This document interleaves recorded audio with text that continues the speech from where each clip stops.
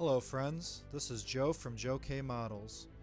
Well, I've had this Revell Messerschmitt ME 262 148 scale model kit in my closet for a while.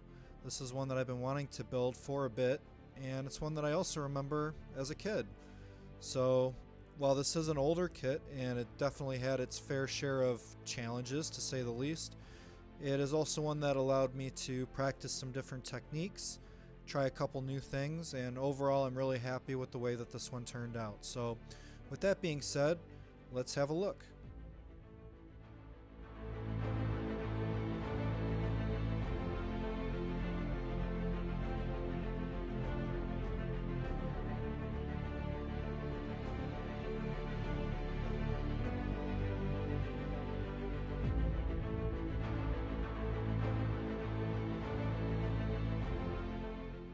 So starting the build off here in the cockpit assembly area, pretty straightforward. There's just a couple of pieces to put into place.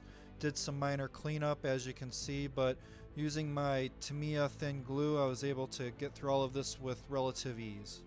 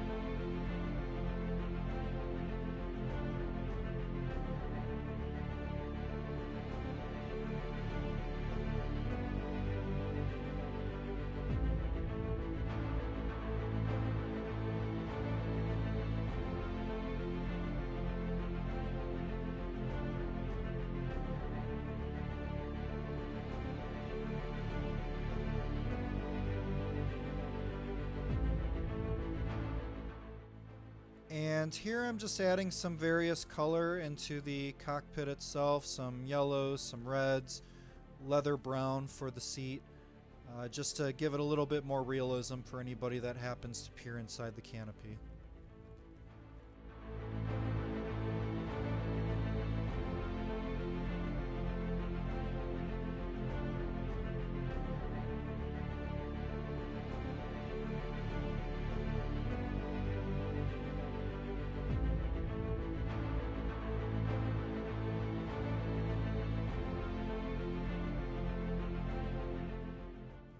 To further add some additional detail for the seat belts, I just cut out a couple of thin strips of Tamiya tape and I painted them and then added a little bit of a silver color for the buckles and such.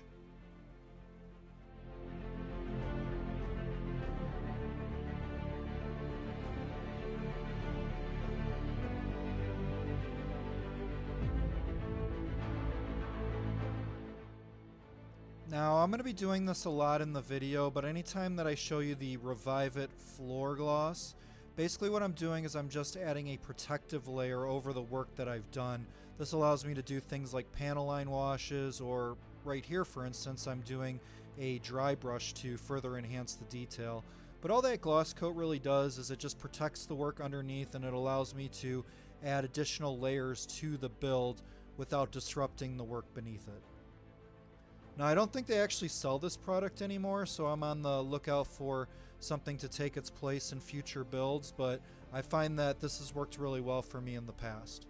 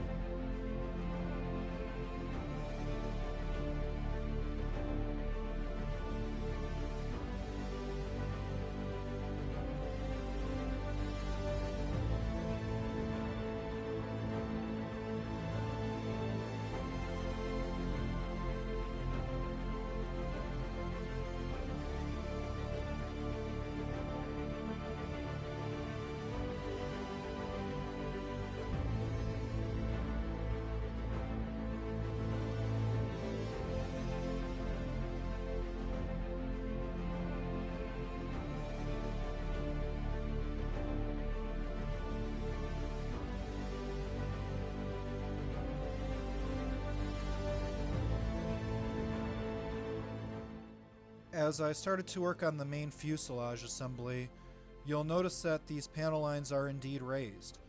And this can be quite a challenge to make them look raised, especially after sanding the middle seam line after joining the two fuselage halves together.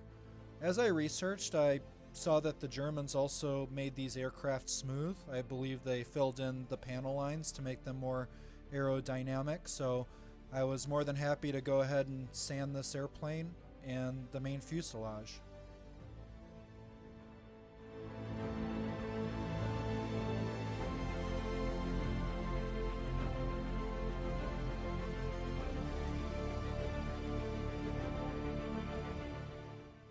This kit being older as well, there are definite gaps when joining the two, so I'm using primer to check these surfaces as I'm trying to fill them. I use sprue goo here and just trying to make that seam disappear. Now this kit also gives you the option of having the nose doors open or shut. I went ahead and opted for the shut version, and I added these split shot weights to the front so that it wouldn't be a tail dragger. But this is going to prove to be, in my opinion, the most challenging part of this build for me, is getting these doors on the front to basically sit and look as one piece on the airplane. And this will be a process as I move forward in the build.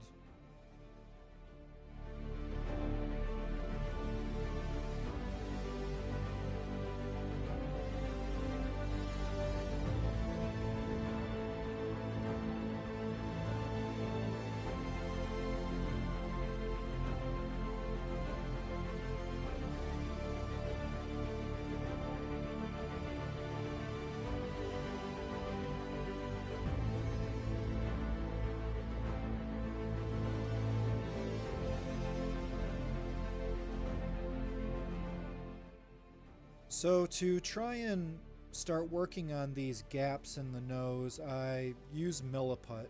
And I like using Milliput because when it dries, it becomes rock hard.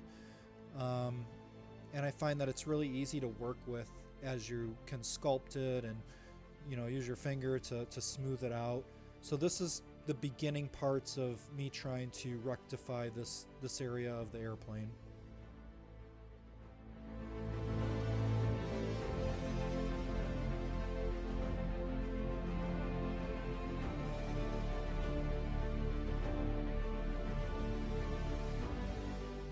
So I started to notice a trend as I got further into this build, and that was that a lot of these pieces did not have the greatest fit.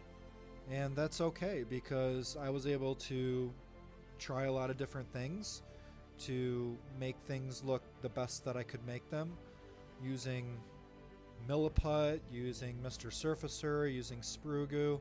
But at the end of the day, this is great for learning how to use different tools in different circumstances, and it's all a learning process. So I find it satisfying to go through that process, and that's basically what you're seeing here.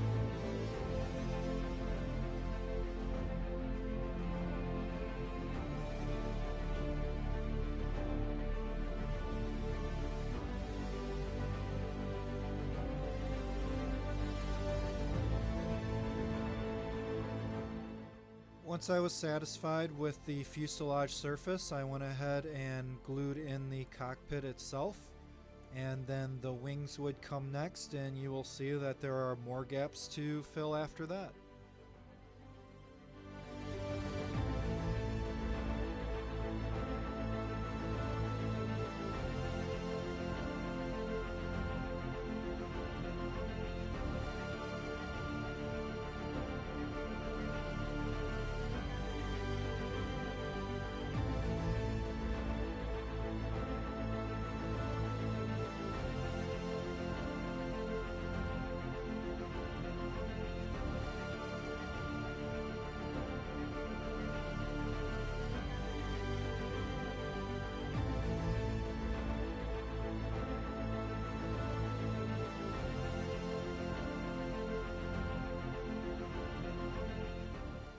Something interesting I tried doing here was using tape and sprue glue to try and make this line a little bit cleaner.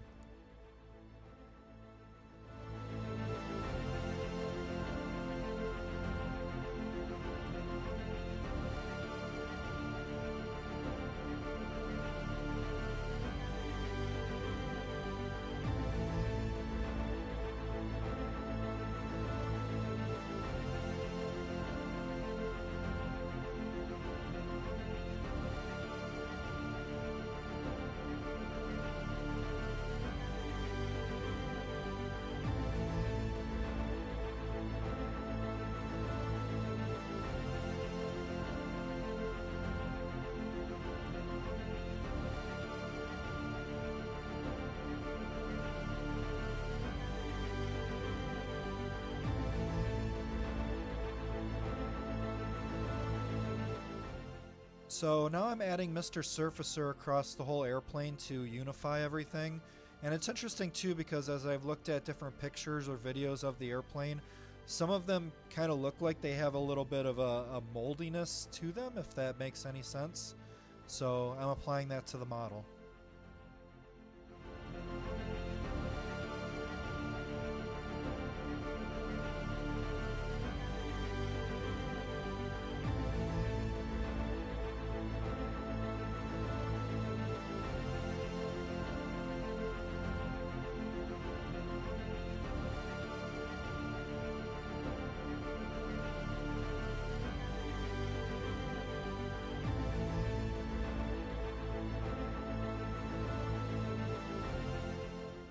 I did find it useful when masking the canopy pieces to use the curved tape, which is the white tape that you see there, and then I used the regular Tamiya tape to cover the surfaces I did not want with paint, so this actually worked rather well.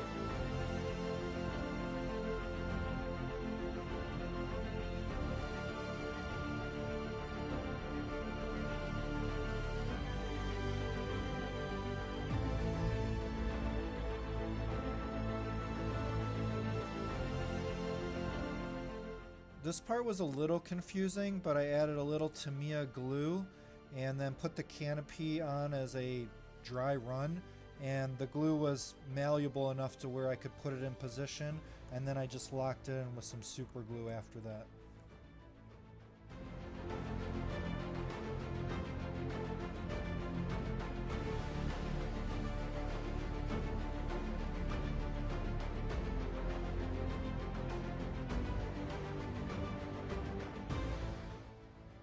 This back piece also did not fit with the other two pieces in place, so I had to do some sanding and jerry-rigging to get it into place, but eventually I got it.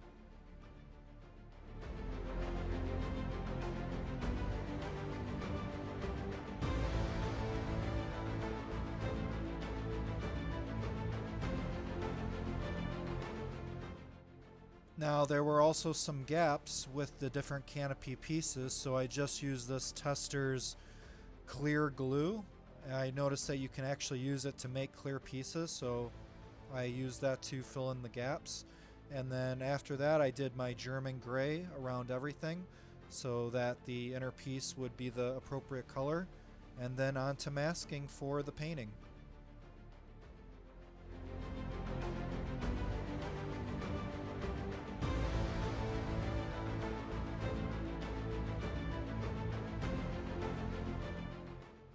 I start the process by doing a black primer to black base the aircraft, adding a little bit of silver to the jet engine component, sealing those in with the floor gloss. From there, I will be using white to illuminate the different areas in the aircraft that are less or more stressed and kind of show off the frame of the aircraft. Remember, I did sand a lot of those panel lines, so this will help illustrate some of that as I move along.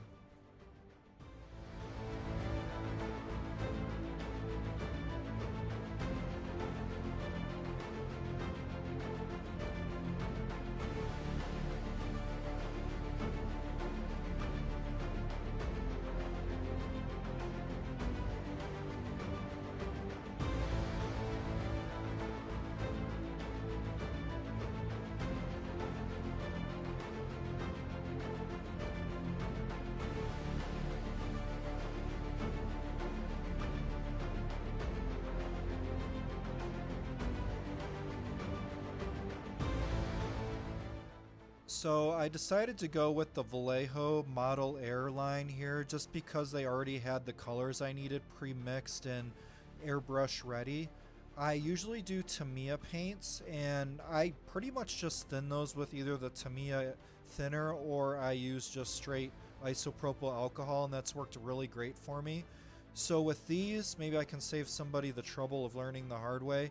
You have to use their actual thinner, the airbrush thinner line that they have to thin these down. They will not mix well with alcohol. I found that out the hard way.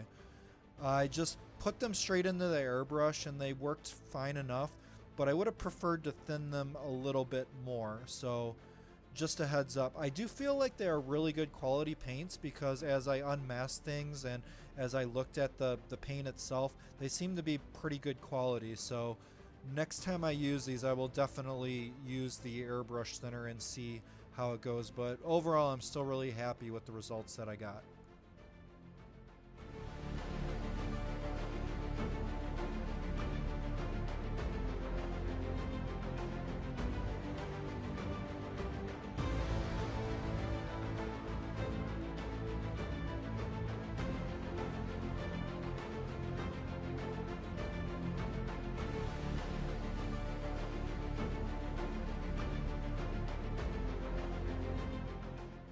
So here I'm just masking off the different areas that require the brown-violet camouflage color.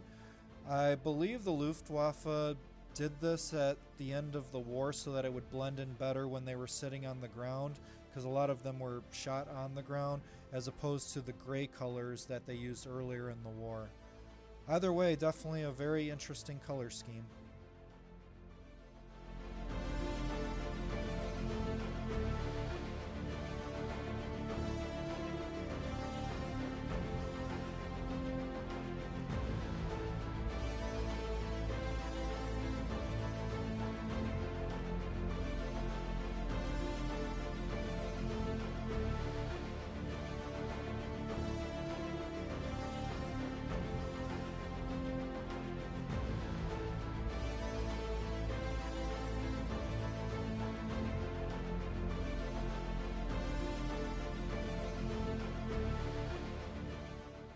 Rather than use the decal, I also just masked off the parts that were this yellow color so that they would match on the airplane.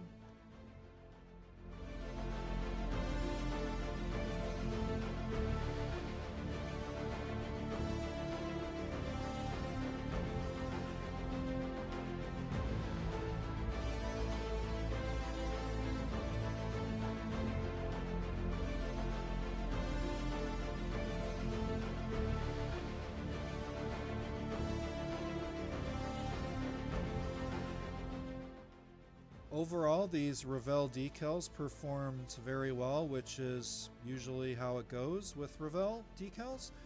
And, you know, using the micro set, micro sole solutions, these went on very well to the surface, adhered nicely, and no complaints over these.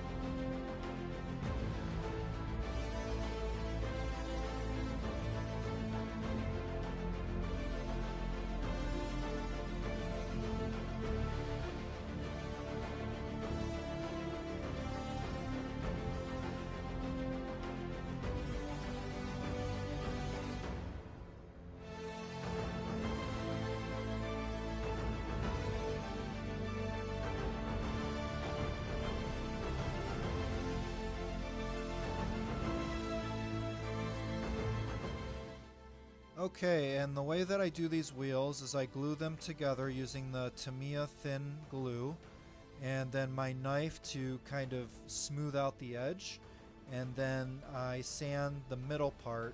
In real life, I think that's how it would look anyway with it running on the ground, so that works for that. And then I paint the middle gray.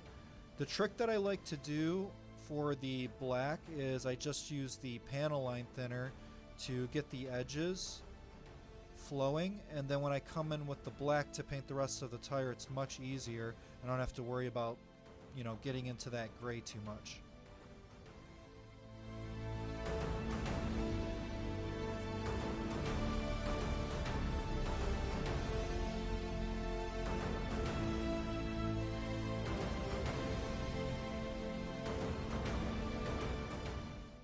These wheel wells and landing gear components are definitely tricky. I used super glue to basically get these pieces in there. I find that once you have a little bit of a stickiness to the main piece, you can sometimes maneuver it into where it needs to go and it still maintains its hold, and then you can just double down on the super glue once you're good there.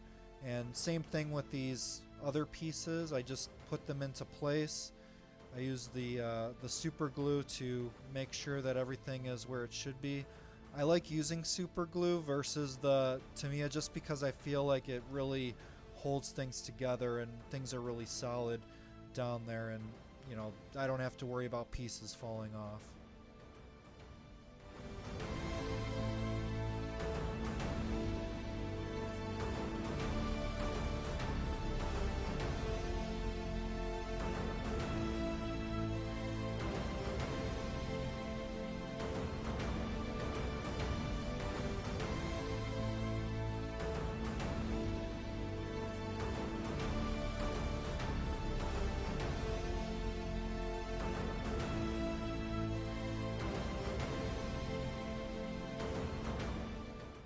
So this is always a very exciting time of the build for me when I'm unmasking the canopy and Despite my thinning issues with the Vallejo Air line of paint, everything stayed exactly where it should have stayed when I was taking these masks off, so I was very happy about that.